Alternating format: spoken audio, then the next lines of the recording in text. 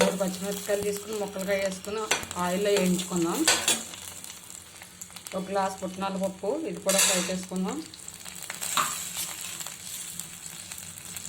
చిన్న ముక్క కొబ్బరి, ఇది కూడా ఫ్రై చేద్దాం.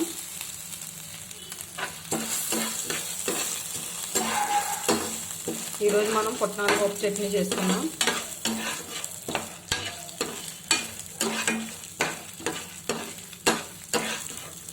కొంచెం కొత్తిమీర కూడా వేసుకుందాం.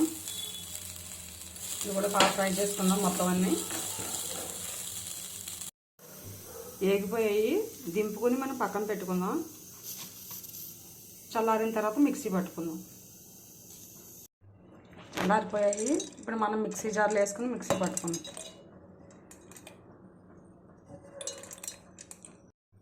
మొత్తం మిక్సీ జార్లో వేసుకుందాం. కొంచెం ఉప్పు, కొంచెం జీలకర్ర వేసి మనం మిక్సీ పట్టుకుందాం. కొన్ని వాటర్ పోసి. చట్నీ నలిగిపోయింది, మనం ఒక గిన్నెలోకి తీసేసుకుని పోపు పెట్టుకుందాం. మూకుడు పెట్టుకొని కొంచెం ఆవాలు, కొంచెం మినపప్పు, కొంచెం పచ్చిశనగపప్పు, కొంచెం జీలకర్ర, కరివేపాకు, ఎండుమిర్చి బాగా ఫ్రై చేసుకోవాలి.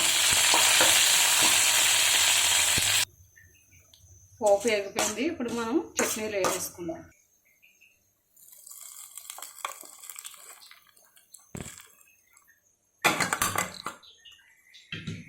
చట్నీ గిన్నెలో తీసి పెట్టుకున్నాం, దాంట్లో వేసుకుని బాగా కలుపుకుందాం.